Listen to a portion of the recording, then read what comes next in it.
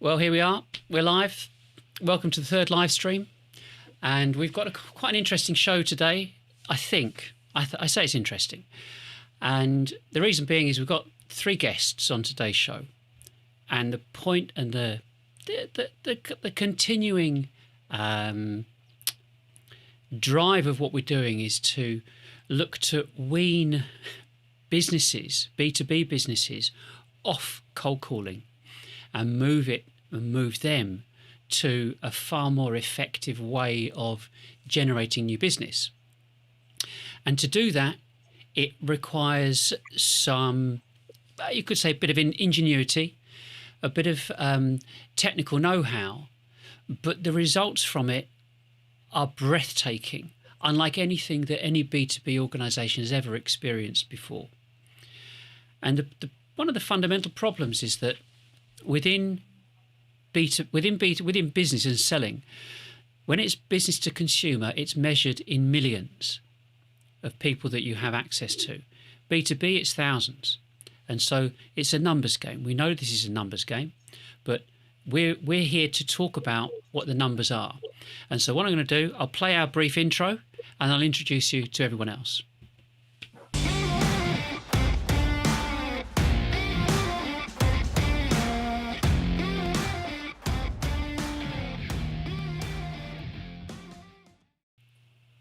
Okay, well, here's the team.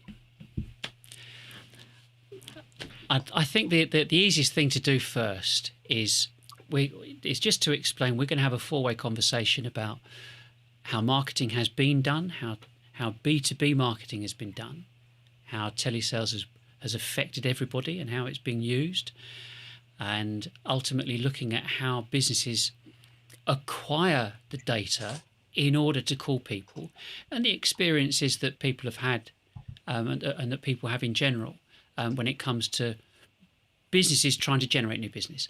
So I'm not going to, there's more than enough information on our website about everything that we do, so we're going to get straight into it. And I think if we kick off with, I would say, introductions. So Liz, why don't you just share briefly who you are and what you do? Okay, I'm Liz Main. I currently work for a pretty large international software company. Previously, I spent about 15 years in telecom sales, selling phone systems, voice recording solutions, and have done the cold calling on the phone, not so much going out and knocking on doors, but certainly doing telesales. And now I am on the receiving end predominantly of people making phone calls, because I'm the business support manager. So that's me. Okay, Dean? Yeah, so I've been in the sales, well, I've got over 10 years of experience in direct sales, predominantly in B2B. I did start off door to door, so I do have the hustle culture as part of my DNA. And I've done the jobs where I've been full-time teleprospecting, from 8 in the morning till 6 in the evening some days. So I've done the apprenticeship, if you will. And currently I'm B2B in the enterprise e-commerce space, selling to online retailers. Right, okay, cool. And Alex? Hi, yes, I'm Alex. So I work for MarketScan. We are a B2B data provider. So we've been around since 1982, so we're quite long in the tooth. And what we like to do is help people and talk people through how they can use their lists to the best benefit. So with a mixture of different marketing channels. So we have lots of customers that are doing the telemarketing alone, but then there's others that are doing multi-channel, which I think today's conversation is going to fit quite nicely into. Yeah, cool. Well, I mean, we've between all four of us, we talked about marketing, about the methods that are adopted and that exist, but there's never been any change, and we've kind of analysed it almost to death, but to understand why it is what it is and where it stemmed from. And I've kind of written about it in the past about, it started in the 1950s when people were doing door-to-door cold calling, and then it moved into telesales and so on. And really that model hasn't changed a great deal, even when people want to they want email to work. They want it to work to the best of their advantage. And I think it's all because of B2C. B2C have a kind of success ratios that B2B want to have for themselves as well. But they self-sabotage in the way that they do it by using marketing automation and hiding all their content behind email forms, which people end up either not getting access to or not even being able to find them on Google because they're all hidden. So it's kind of like the browbeating process of telesales. I mean, Liz, you get a few calls per day. Yeah, I do. And I think, obviously more so now than ever before, because all of our team are working from home. So that's one obstacle to overcome. But I have heard every tactic in the book. I mean, I am astonished at the way people will try to get past the gatekeeper. And so, I mean, some of the people that I speak to, sometimes they get very upset with me, very angry with me, and moody with me like a teenager, as if that's going to persuade them to transfer their call. Never in a million years. But I also get, some of the most memorable ones, we were chatting about this yesterday, some of the most memorable ones I've had. I had the guy that told me he couldn't possibly send me any information because I just simply wouldn't understand, and it would take him too long to put an email together and explain it to me. And 14 and a half minutes later, because now they've become sport and everybody's sitting in the office, we all think this is hilarious. 14 and a half minutes later, he's still talking to me, and I have basically stopped listening until the point I just had to put the phone down because he just wouldn't stop talking. So that's tenacious for you, but tenacious to the point of just being ridiculous. I get the people that pretend to be somebody else. I had a guy phoned me up and said he was one of our sales guys who's actually based in the US, and he needed the number for one of our VP of sales in the UK, and he really needed to speak to him. He was getting on a plane and hadn't got his number, and I was like, no, and actually the person you're pretending to be is American and you're not American. So he hung up on me. So I've had, I have had a few people try to contact me, and I think, that you come to the conclusion that actually you can try every tactic in the book, but you are always going to come across somebody like me, somebody who, and sometimes I'm nice to people, I am, because I've done the job. I know how hard it is. And sometimes I will talk to people, and maybe I'll lull them into a false sense of security. I don't know. But I am nice to people, but there are certain tactics that, frankly, can you give me their mobile number? No, it's not. No, you're not having a mobile number. And so more so now than ever before, because a lot of people are working from home, people are just not getting through. It's very, very difficult. And I appreciate how hard it is, but it doesn't matter what tactic you use on me, I'm not falling for it. Do you get many calls? How many calls do you get? Before we went into lockdown, I would probably get maybe half a dozen calls a day, at least. Right. And prior to that, in different organisations, I would get more. I will get more than that. But I think the tactics have now become a bit more aggressive, and have become more aggressive, I would say, in the last 3 to 4 years. People are really, in fact, I had one guy phone quite a long time ago, and he said, "Oh, could I speak to Andy, please?" And I said, "Andy?" And he was like, "Yeah, Andy Long." And I'm like, okay. He said, "I've spoken to him before. I've spoken to him about pensions." And I was like, "Oh, really?" He said, "Oh, yeah, like he was really good friends with him." And I said, "Well, first of all, if you had spoken to him, you would know nobody ever calls him Andy, ever. So I know you've not spoken to him before." He put the phone down on me. So I get a lot of hang-ups, but just because they're not going to get through. But I do probably get about half a dozen calls a day. And what's the kind of the general consensus or the instructions from like senior management or other people? What's their view on? I don't want to talk to that person, and I actually find that even when I was, on the one hand it annoys me, but on the other hand I see why they do it. They fill a form in, they download a white paper or a document or whatever on somebody's website. They never put their mobile number. They always put the main office number. So that to me is just like, you don't want to speak to them, because otherwise you give your mobile number. If you genuinely wanted to call back, you would give a mobile number.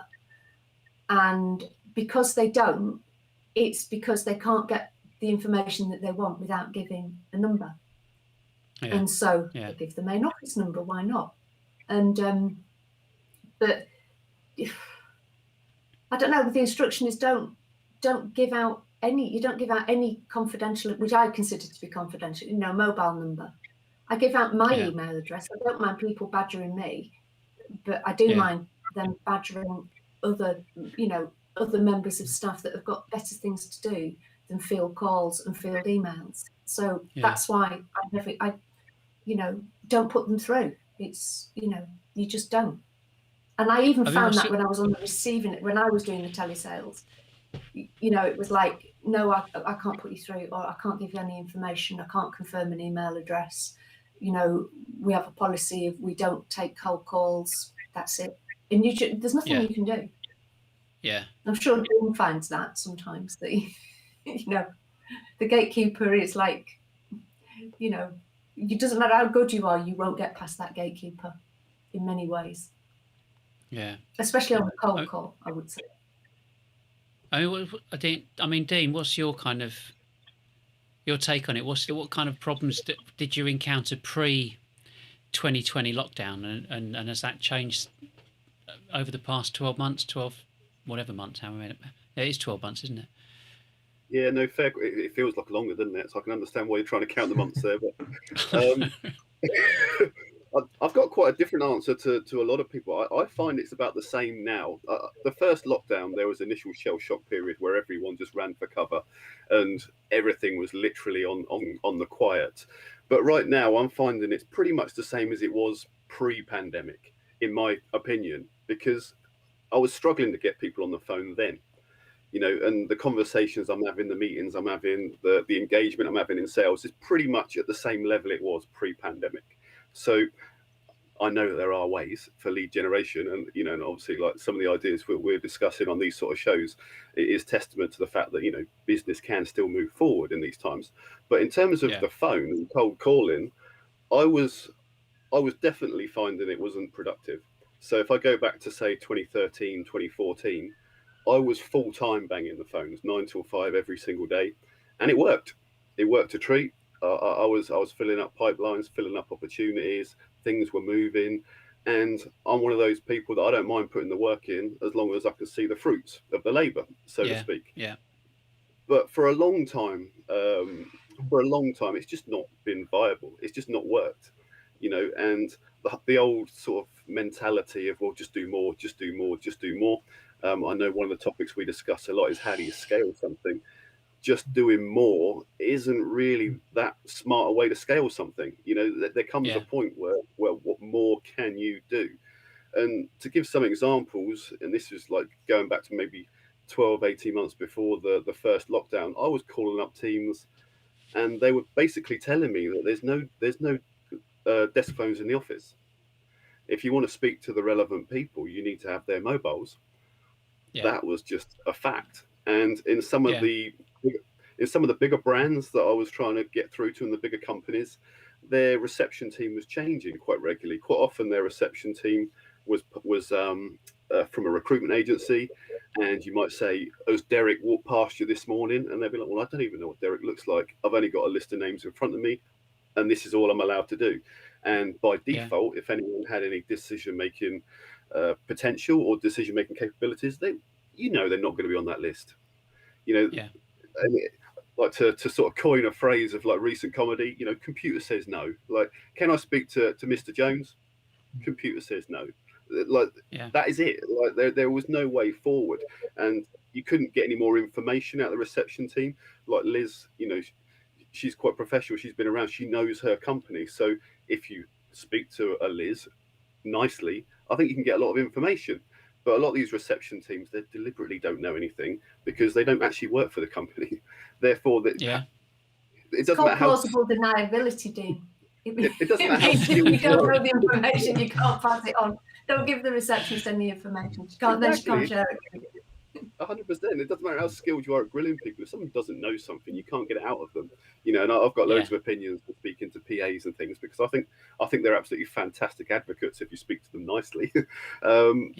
And then you can get a lot of information, but that's a completely different story. Now you're dealing with people who actually understand the business. Quite often, the people who answer the switchboard numbers, and it's not judging them because they're not smart people. It's just that they don't know the company, and they never told anything about the company. So how would they be able to share any information? So to cut a long story short, I think I've gone around the houses there.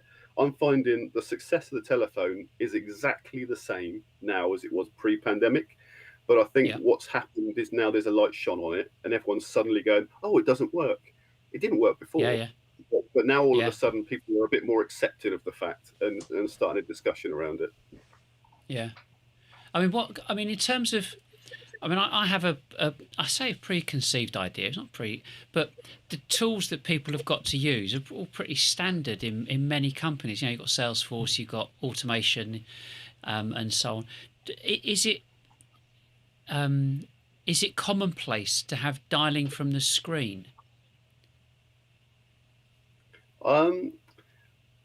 Not commonplace for me and the sort of places I've worked in, but I'm aware of sort of industries where it is commonplace, and I'm not aware of it really being any more successful. I think what I tend to find is in all of these sort of roles like SDRs and BDRs, it's a real high turnover of individuals. It's individuals, you know, looking to cut their teeth in the sales environment, and without being unfair, they're never going to find out if they're good at sales in these sort of environments because it's just a case of keep calling. 3 months later, get rid of him, get another one in. And you can tell by the high turnover, and I think we've had this discussion many a time in sales and marketing, people look at the high turnover like the individuals were wrong. Sometimes you have to look at the high turnover and think, well, maybe it was just never going to work. And I do find from a prospecting point of view, they just burn people out. They just get another one. Yeah. I mean, one of the things I've written about this before, that just because a company exists and the managing director says this is a great product doesn't mean it's a great product. And then he goes and throws all those financial resources at the company to get the company to make sales of those products, and they do everything they possibly can to begin with, sell to their friends and family. It peaks and then troughs because then they have to go and sell it properly, and it might not happen, and they don't adopt any kind of strategy to it, but they keep saying, right, we'll just get on the phone. That's the basic thing that I understand is telesales, so we keep everybody doing telesales, and that's as far as it goes. I mean, Alex, you and I talked about kind of at length about the kind of the CMO type role and what happens within that kind of environment, and that they tend to do the same thing over and over. You know, the new person comes in, goes through the persona process, and then repeat. You know, absolutely. I mean, on the cold calling front, I mean, when I joined the business 18 months ago, did lots of research to see what was happening with the cold calling that everyone was doing, and it really wasn't effective. So back end of 2019, early 2020, all cold calling stopped, and it was just a real focus on different marketing channels, different ways of connecting with people. So sessions like this, other seminars that we ran, the team run the seminars, the team go on networking, and it's getting your name out and being more personable. And getting across the fact that we're not just data, we're here with other ideas, other solutions, other ways to help you get the results that you want, need, require. And I wouldn't say necessarily that cold calling is dead, but there are certain pockets where it's definitely not going to work. Exactly what Liz has talked about. You know, people are going to go and call the bigger organisations. It's going to be more and more challenging to get through that gatekeeper. and that is a bind. But we've seen our number of dials go down with not cold calling, but the amount of time on the phone increase, because they're better conversations. It's speaking to people that we've had conversations with in the past. It's making sure that our current customers are getting the results that they need from their data sets. It's talk to people who have inquired at some point, at any point, or downloaded something and given us some direct communication. And then we're having those conversations. We've got not a full-on automated stack, but we've got a reasonable amount set up, enough that we can then be proactive on the phone. Because yes, cold calling might be dead, but people buy from people. You still need to have that human interaction to be able absolutely. to, not just about ensuring that you're getting the most amount of revenue, because it's not just about that, but it's about getting the most amount of value across to your prospects and making sure that they are getting value from your offering, which is, from my perspective, key. I mean, I think that's why this whole approach to live streaming and looking at how do you start the conversation, how do you even get to a point where you can say, hey, here we are, come and have a look. It's really difficult. It's impossible to do that in any other way, except chucking loads of information, typically via email, to prospective customers. You can do the manual stuff and go out and meet them, and so on. But it's we were talking. Liz and I were talking the other day about the numbers involved in communicating, in the ability to communicate with someone. And if you've got someone that's doing any form of telesales from cold, with a company that's going since 1982, you're going to have lots of different people that you've spoken to over the past 30 years, but or more. If you're going to do cold calling, if you could only phone. We did this we took away lunch and took away comfort breaks and took away that time between 9 and 10 and the last hour of the day, and said, well, that's what you got to play with. And it worked out to about 60 calls a day if someone was banging the phones. But if we've got this thing about 100 to 1 shot to get through to someone, to find someone that's actually interested, and looking at that process and being able to reach any number of people. Of 100 people, you might get through to 10, and of those 10, 1 might be interested. But that's 100 to 1. But if you're only ringing 60 people a day, it takes you 5 days to get through to however many people. If the ratio has changed in terms of, your argument, Dean, about it's not really changed at all, and other people have said, well, it could be 200 to 1, 300 to 1 because of lockdown and people not being around. So it's kind of looking at the ratios of a company's ability to connect with outside or uncontacted people, and I just see it being nigh on impossible. And the only thing the directors seem to know, or most directors seem to know, is cold calling. That's the only way we can do it. We can invest in MarTech and have a MarTech stack, with it, whether it's Pardot, Eloqua or Marketo or whatever, with demand based and all the ABM stuff and everything else kicked into it and nailed down, and all the different peripherals you can add into it. But it's going through that same thing again for people. And like you said, people buy people. It's all about being personable. I think we were talking the other day. So if you get so many variables, though, aren't there? When you phone people, there are so many reasons why that person can't answer the phone, and it might not just be because we don't put calls through. That person's in the meeting, he's talking to somebody, he's away from the office, he's off sick. He's just walked away from his desk for a moment. Or the phone's engaged because he's on the phone to somebody else. So there's a ton of different reasons why, even if that person is willing to talk to you, that he might not be available to actually talk to you for lots and lots of different reasons. When I used to work a database, we had like lots of, you could put categories in for why people didn't talk to you, and it's like in a meeting, on leave, all of these sort of things, so that you categorize them, so you could kind of go back and say, oh yeah, the last time I called you were in a meeting, or you were on leave, or whatever it was. Yeah. But I think I because suppose if you've got 100 people, or say it was 100 people, you're able to ring 100 people. If you're only of those 100 people you call, 90 are ringbacks. yeah, And so potentially they go on to the following day. So getting through a large number is turns, don't you? yeah. Well, I think your 200 to 1 shot is generous, to be honest. Like, if I go back to 2013, 2014, where it was, I literally did it day in, day out. I was looking at about 100 dials a day and I was whipping through them. But on 100 dials, I got through to who I wanted to speak to on about 10% of occasions. So on 100 dials, I had 10 chats with the right person, of which about 10% of those were what I call good chats. 9 chats were like nice to knows, thanks for calling me, not interested, but at least I got through to the right person. Those, I'd say 10% of the so one good chat a day.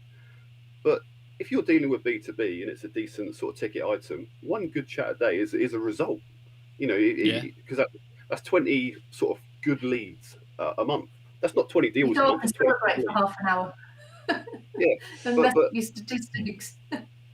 But if I was to do 100 dials today, I would be absolutely over the moon if I actually got through to who I was trying to speak to on 10 occasions. I think it's beyond just the whole numbers thing, because I think the culture's changed.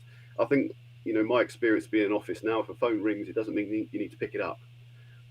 Whereas 10, 20 years ago, 10, 20 years ago, a phone rings in an office, everyone's looking sideways going, someone's going to pick that up, that's serious. Like it was a culture, like, you don't leave a phone ringing. Like we got I remember like 15 years ago where people used to have, we've got a policy in the office, 3 rings, it's got to be answered. And things like that. We all remember these policies that used to be around. Now a phone rings, it's like, I haven't got an appointment, so it can't be for me. and the phone's become a tool which I find people expect an appointment. They need to expect it to ring. And I'm not just talking about business either. This is almost like the same in my family life. I can't just call me mum. Like if I do, it's not that I don't just expect her to answer it. And 9 times out of 10, I'll get a message back saying I couldn't answer just then. What do you want? And it's not because people are rude. It's not because people don't want to talk. And like you say, I do think business is personal, and people do want to have these conversations, but they want to have them on their own timescales. They don't want them to just suddenly pop up in their life. And I liked what Alex was alluding to. Like, I'm against the whole thing. It's a numbers game, because I don't think it's a qualitative process anymore. I don't think it's about quantity. It's about quality now. And Alex made that point very clearly and very, very correctly.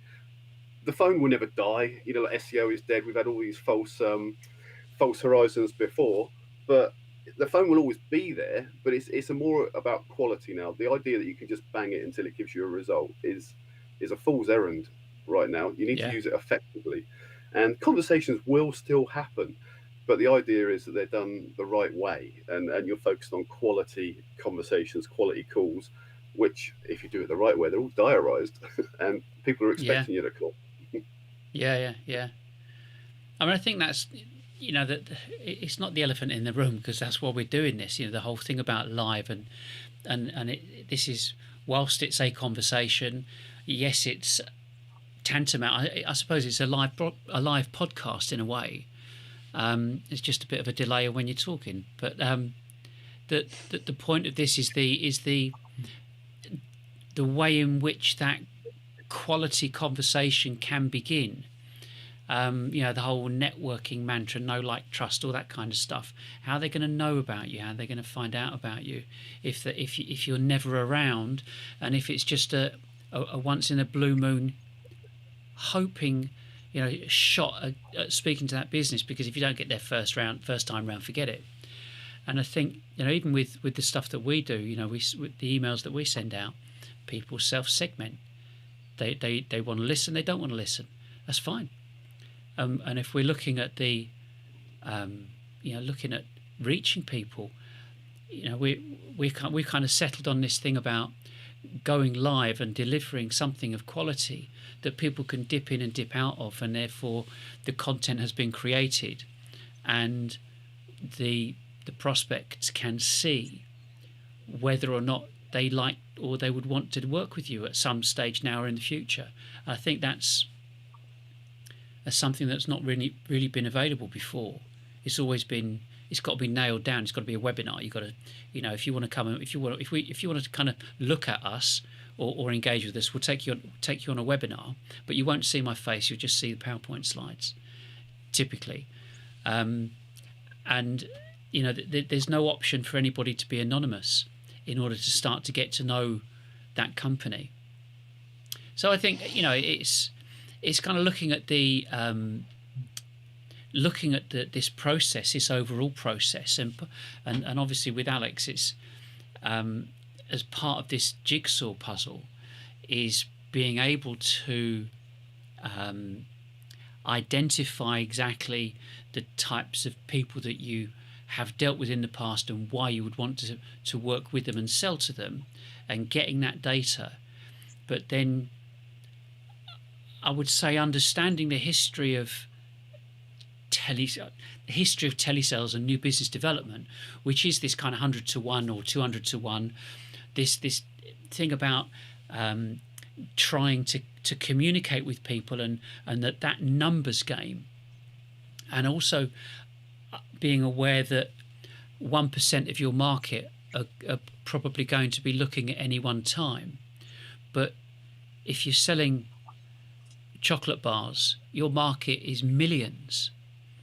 But if you're selling high-ticket e-commerce software, you're talking potentially hundreds or maybe thousands, but it's much less. And so therefore there's this requirement to try and reach those people. And I just think that there's, in my 30 years in doing this, nothing's been available for B2B. There's been no methodology, no mechanism, no facility, ability or tech that has enabled you to do it, unless you want to go on television.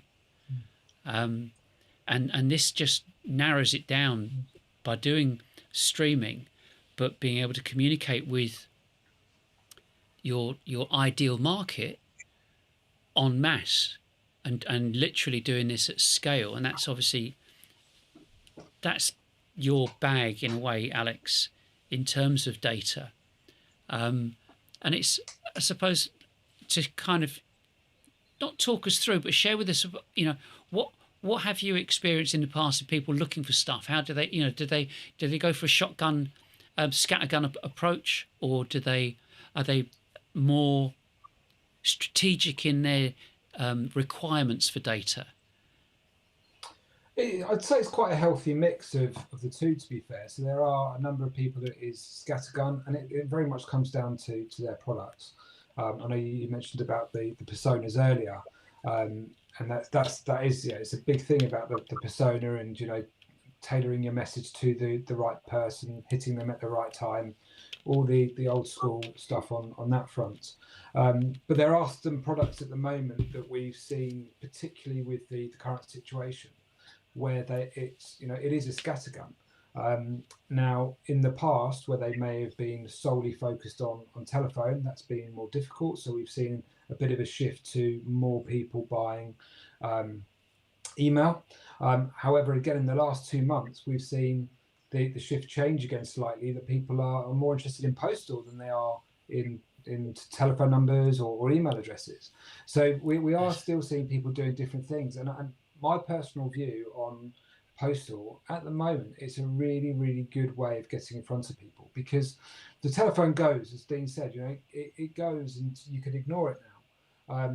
Email marketing, most products are, you know, you're in a saturated market, so therefore people are getting lots and lots of emails about the same thing, and they might shut off to it to a certain extent. Yes, there'll still be people that'll reply, and you can make your email marketing work for you. But postal, you don't get much post these days. So if you've got a really nicely designed postcard or something that's slightly quirky that you're putting on someone's desk, they're more likely to look at it and take note. Not only that, if it's something that's really has taken caught their eye, they're unlikely to throw it in the bin. They'll stick it in their drawer.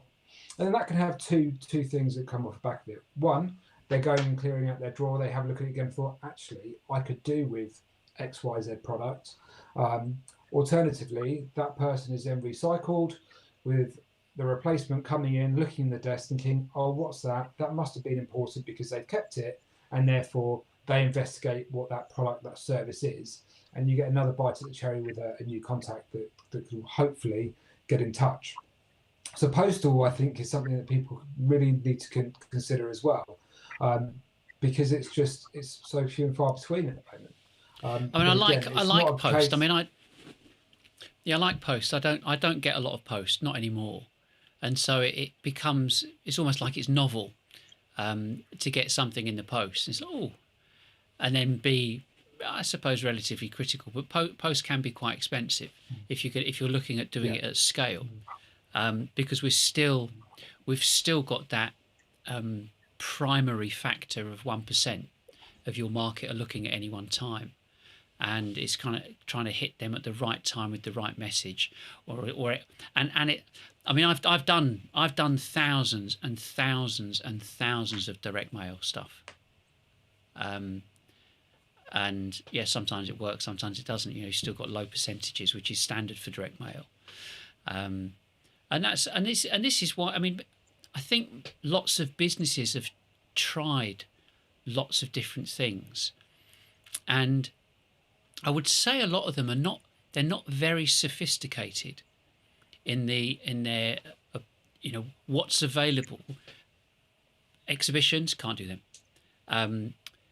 Cold calling or direct mail or email. That there are very few things that businesses can do to reach out to try and attract new prospects, even just to get their message out there. And whilst I like direct mail, but to do it repeatedly or at scale would be expensive, especially if you've got a market that, I don't know, like we're going to talk about in a minute, about 10,000. If you've got 10,000 names, you're not going to do a direct mail to 10,000 people every week, and that's kind of where we are with this live streaming, of being able to say, come and watch our show this week, and if what we're going to be talking about is this, and here's our schedule for the next 6 weeks. If we don't see you next week, we'll see you the week after, and that goes out again and again. Doing something similar to this, that type of thing, and I think because it's not been very sophisticated, there's this, I think, tendency for people to think that this is complicated because it is sophisticated, if you want to look at it that way. But it's the reach is beyond anything that they would ever get. Send out 10,000 emails at a click of a button of a mouse. I think the most complicated thing for people is the mindset. Because going back to the direct mail and all these things, I was brought up on the whole direct marketing sort of like way of lead generation. It's 40% list, 40% proposition, 20% in the copy and how you package it, and that kind of covers your email, your direct mail, your prospecting. It's like, right, here's your proposition, here's your list, here's your script, is your copy. And that kind of is that mentality, if that makes sense. I think what's complicated about this kind of thing for most people is they're like, well, this is all lovely and that, but where's the deals? Telling people what's interesting. If you're in a campaign mentality, I call it campaign mentality. If you're in a campaign mentality of, right, I've sent my proposition to this list with this copy, I know that at the end of that, that's my leads. But if I do a live, I think people struggle with, well, that doesn't make any sense. Like, where's the leads? Where's the lead gen? And I think that's the most, because like you say, the technical getting it set up is actually relatively easy once they've got it in their head that this makes sense. And going back to like the way I do emails, I kind of got rid of the campaign mentality a long time ago, because I don't know if Liz can share any numbers of her specifics, but everyone I speak to will say they get 30, 40, 50 prospective emails a week. And they're all based on that. This is the list I sent it to. This is the proposition. Do you want to buy it? And there's some sort of a call to action on all of these emails, because it's what I call the direct marketing campaign mentality. And the success I've had with email is by sort of like getting rid of all that campaign mentality and thinking, oh, you work in this industry, here's something interesting, come and check it out. Which is a bit more along the lines of what we're doing here.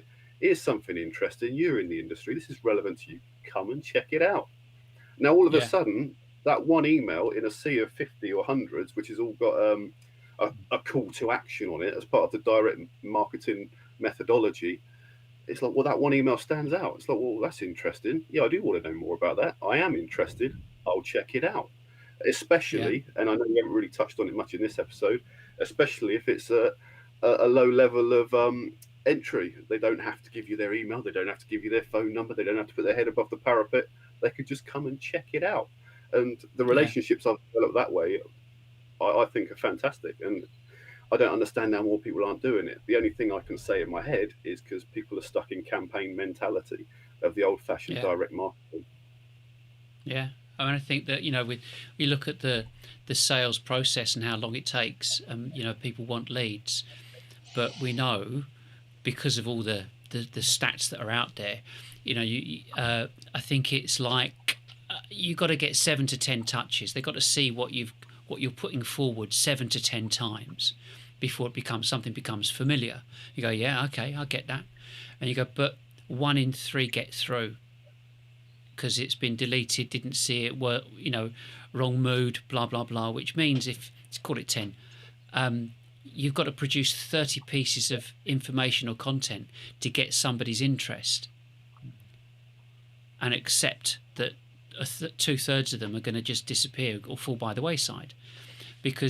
And the reason being is that you don't know when they're going to be in the market for something themselves, because the driver to buy that B2B product is based upon, is it going to make me any money as a business owner, as opposed to B2C, which is, do I want to buy a chocolate or not? Or those trainers are going to look good on me. So there's different drivers for why they're going to buy something. And I think that, looking at that overall logic, it's, I was told before, years ago, it's a numbers game, it's a numbers game, it's a numbers. Please, sir, please teach me how to manipulate the numbers and make them work for me. Or just get on the phone. But just the keep doing buying cycle, but isn't the buying cycle, B2B, typically the buying cycle has got to be like 2 to 3 years. And by which I mean, from a business's point of view, if they're looking at things strategically, they say, well, actually, what we want to do, say, for example, it's a phone system or upgrading the computer system. That's not something typically that is done within maybe a 2-month period. You go through a process. I mean, one of my biggest deals that I ever won when I was selling phone systems took me about 3 years. It took me 3 years to get that deal. And I've been talking to him. The guy was lovely. But 3 years to go from first phone call to signed.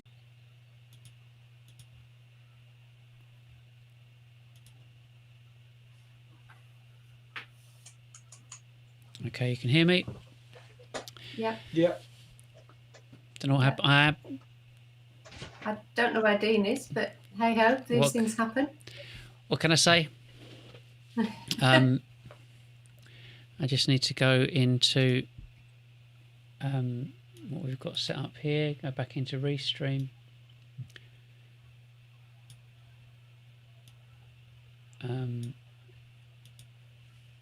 Apps channel. Refresh that.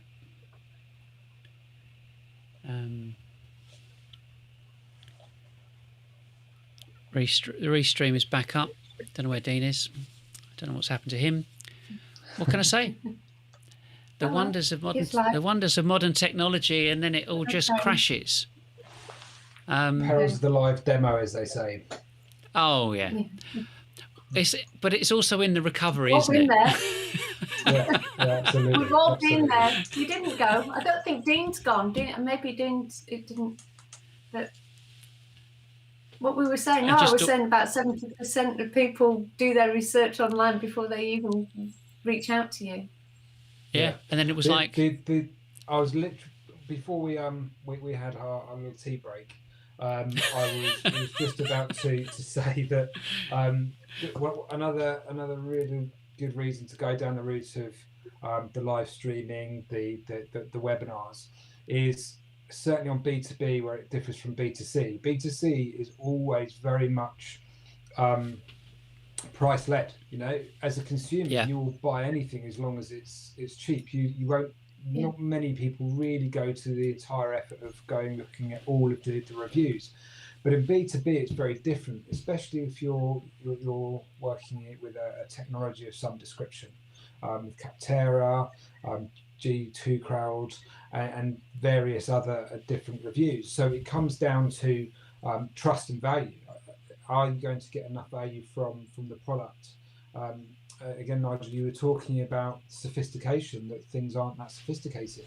Right? Again, there's a time and a place for sophistication. And today you've also talked about Eloqua, Marketo, Pardot, and those types of products, which are very sophisticated. They can do a hell of a lot. The problem is most people that I've ever spoken to that have used them do not utilize them. They do not have the understanding, and to turn it into something where they do isn't going to be your, $2,500 and you're away. You're talking some serious wedges as a business. It's a lot of your budget that takes from you. Most people I've spoken to use Marketo and Eloqua. You're starting at £4,000 a month. That's a significant investment when there are products out there which can do actually everything that you are using it for at a much more reasonable investment point. And then using the likes of the live streams like this or webinars to really get your point across. People can see you, people know who you are. And I don't mean the death by PowerPoint webinars that you talked about where you don't see the face. I mean, when you are seeing almost the whites of the eyes as much as you can do whilst we're in lockdown. And it's a starting point. Then if you do get to the point of having meetings, you know who to look out for, you know what they look like, you've heard them speak, you may have had some other dialogues in between, telephone call or something like that. So you can use that as your funnel from live stream through to meeting, and hopefully from meeting through to the dirty word, which is sales. And again, wait 1 second. Let me just I got chucked out, you said. Use the same link and come back.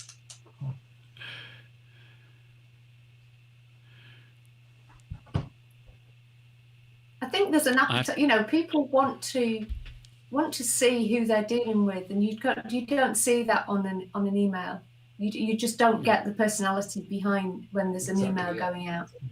And I also think by investing heavily in that kind of software, I think there isn't really the appetite to. There's so many bolt-ons with something like Marketo.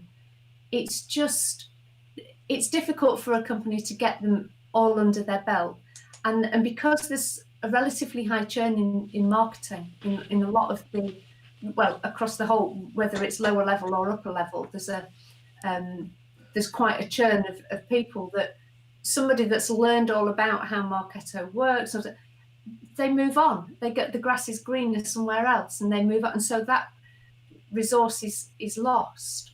And I think with live streaming, you give your if you're a true Marketo champion, someone would always pay you more money to do exactly the same. Yeah, of course. So that's why you get that churn on those particular and it's roles. also that kind of entrepreneurial thinking, isn't it? Because to get Marketo to work well, you've got to have an entrepreneurial mindset and understand how to manipulate the structure of the platform that you've got access to dovetail that with the different people that you want to connect with. There's always a place for it. I mean, even with the live stream, you've still got people looking at getting an email series, or that. Even if you do want, I think the difference is if you want somebody's information, if you want to track someone to be able to KPI that whole sales process from the beginning, starting in marketing, then of course you're going to have to use that. There is, there are some brilliant, very, very clever packages. But if you say, well, how's it working for you? You look at the extraordinary costs of all of the marketing stack that's required, all the technology that's required, plus the people and resources to make it work. And so because the salespeople, the marketing people wanted KPIs, and they were demanded of them because the company was chucking out so much money to pay for this stuff, it became, well, we've tracked this person from Twitter. We put an advert out on Twitter. We've tracked them. They've done this. We know their inside measurement. We know what they've done. We know what they've said to us. Because the software's capable of tracking everything, therefore the people can be tracked. Yeah. So okay, so I think there is a place for it, but I think in doing live streaming and this kind of thing, people will watch video. People do watch video. We watch films all the time. We watch stuff on YouTube all the time, and so it is. I think it's kind of understanding that you can put out a message to your prospective customers, and share with them who you are, what you do, and welcome them into your business in a way that an email just doesn't do that. You welcome people into your business. When you're on a live stream, you welcome people into your office, into your space, and say, this is me, welcome, come and have a look around, see who we are, see what we do, see whether this is something that would interest you, see whether you could work with us in a way that a webinar and an email just doesn't do that. I was just going to say that at the moment with the working from home from everyone, I think it's quite a nice thing, the welcoming you into your office, but your office being your home. So it is much more about people than I think it has ever been before. All the clips that you've seen of kids coming in. I mean, I've been on a couple of calls. My kids have come in. Homeschooling, you can't avoid it. And I actually think it's a positive. I'm not sure I'd say, oh, sorry, the kids are asking me a quick question. Obviously, being a parent is the best job in the world. And you've got to support your children, but at the same time, they get to see you working, which is really valuable lesson for them to think that actually, I don't just leave the house and have a jolly for 10 hours a day. They're getting nice things because I'm out there working hard, and they get to see that firsthand. I'm just agreeing with the point of letting people into, obviously not your full personal life, but an element of who you are as a person. And I think that's so valuable. I think that, because I think in a lot of B2B companies, that there's very much you've got your family life and your business life are very separate, and I think that the two have come together, and now using welcoming people at, whether it's a Zoom call or whatever it is, but in this instance, having a live stream, I think it just shows a far more human element than we've ever had before. And maybe breaking down some of those barriers, those obstacles that in a B2C environment we just don't. It's just not the case. B2C, people make emotional purchases. You don't generally make an emotional purchase about a printer, unless your printer's really, really ticked you off, and this one is shown, is just amazing. But you don't make emotional purchases in the same way as you do in B2C. So I don't know. I always find it quite emotional buying printer cartridges as a consumer, just purely for the cost of a new cartridge is almost the price of a new printer, and it gets me every time.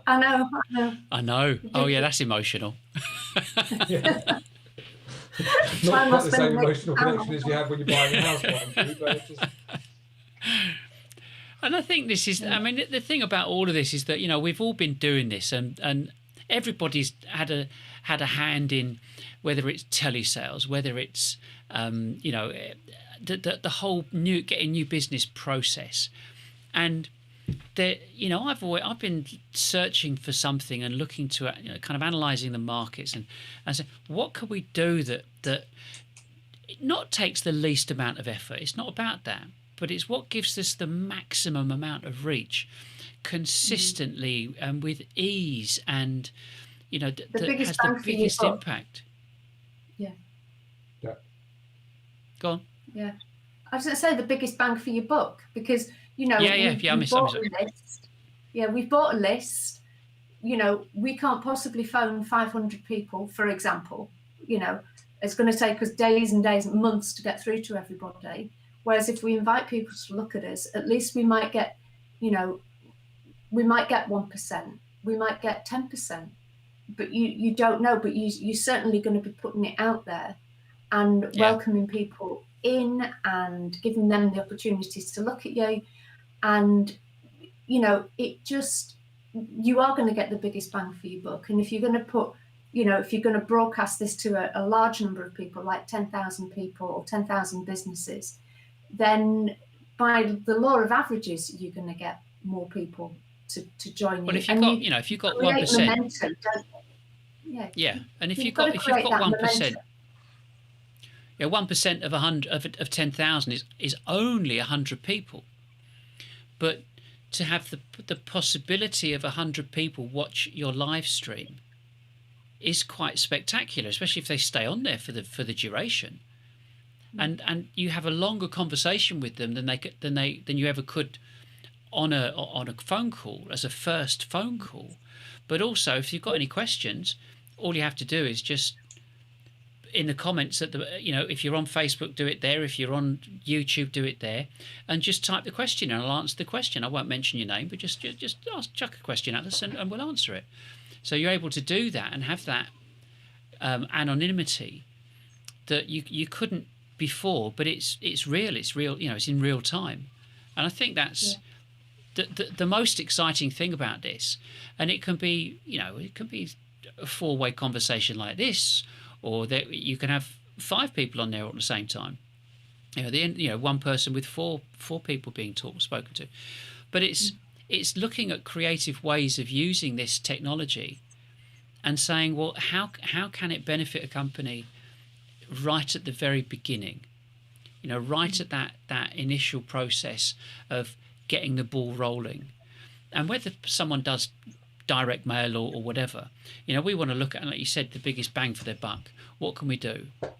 And I mean, we talked before, Alex, about a company buying 10,000 names and mailing them and saying, come and watch our live stream because we only sell to you as a group, as a sector. And so it becomes that I would like to see the standard, the business process and business practice of saying, if you're in business, you've got to buy 10,000 names and communicate that to your market and do a live stream and do it every week. And that's it. That's the standard new business practice. Forget the cold calling for now. You will still do it because you will still talk to people. But in producing your content and your information, it's I walk into this when it's all working. I don't want to say anything. But you walk in and it all turns on and it all works. And you talk and you explain your business, or you talk to a customer, or you talk to suppliers, or you show new products. And it does, you're not writing an enormous script. I just think this is a message from Dean. Oh, he's run out. His laptop's died. And so it's looking at this as becoming a de facto standard for generating new business, because it doesn't need to be completely pre-scripted. Obviously you can have an idea of what you're going to do, but it's the low, the fact that you can have one of these. You can start off with a mobile phone, and then say, right, well, I can go live using my mobile phone. Indeed, you can. But as a business, if you're an X million turnover business and you've got a brand and you have a presence, you probably wouldn't want to do it on a mobile phone. But buy some kit, it's all tax deductible, away you go. But the only thing, the primary thing that they need to understand is that they need you, Alex. They need you. They need data from from a company like yours to say, right, now look at your target markets, your B2B markets. Now look at the people that you are communicating within those markets, and segment that 10,000 down to the personas if you can. So you're getting all the detail of the sales director, the managing director, the CFO, COO, whatever.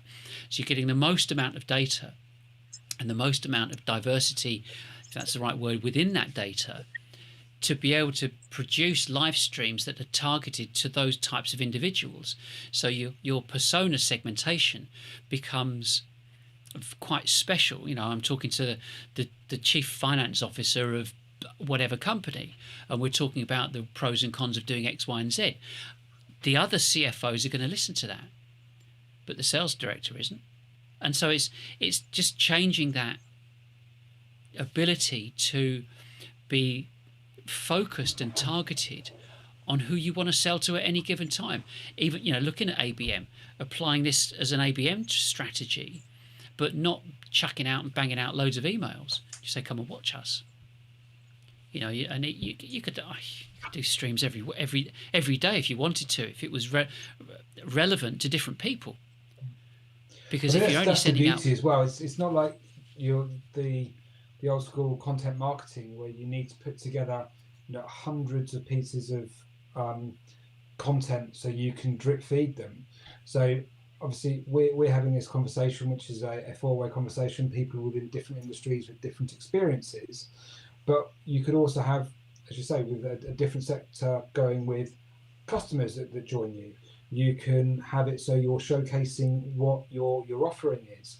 So you have a nice mix of different types of content, which what we've been on the call for just over an hour now. And you're doing as it comes rather than sitting down, writing a blog, taking half a day to do that, sending it around to 4 or 5 different stakeholders. They need to then decide whether they're okay with it, what changes they want, then spending another half a day rewriting it or starting from scratch, depending on how savage the feedback was. And then each piece of content ends up taking you 2 or 3 days. That's not a good use of time. Whereas doing a live stream like this, there's realistically, once you've got all the setup, the prep time is minimal. I mean, we did we had a quick hello yesterday for 10 minutes or so. And then today we're good to go through the conversation. So it's a really good time efficient way to get your message out to people. And what I'll do, what I'll do after this is, whilst it's live stream, I'll do a video because we're going to post this anyway. I'll join the two together, but from that I'll take a transcript and then I'll post the transcript up. And so that content of that transcript will equate to about 20 or 30 odd pages of content that goes onto our website that tells Google that we've had an expert conversation about live streaming and prospecting. We would be considered, or that piece of content would be considered expert opinion, and it's invaluable. Nobody's going to sit down and write all this, not ever. No, it just makes life so much easier, doesn't it? And it just gives you those ongoing pieces of content that you can use for forevermore. I mean, let's just take it as an example that 3 months down the line, you have a conversation with someone who's, the finance director, as you mentioned earlier. Then you can say, actually, go and have a look at this piece. We did this. It was a couple of months ago, but it's still completely relevant for you. Look at the transcript. There you go. Your hour plus an hour yesterday plus an hour tomorrow to do all the linking everything together.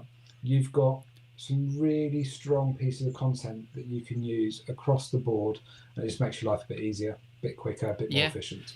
I mean, one thing because this is all live, what I want to do is I just want to assign Alex to guest number 2, and then I want to go to here, and that looks a bit better because Dean's not around.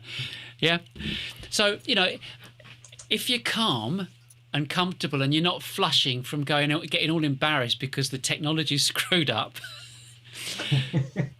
it can, you know, it could be, it can look good, it can look interesting, and like you said, doing this type of technology, using this technology, but using it afterwards and pointing people back to it constantly reinforces the personality of the business.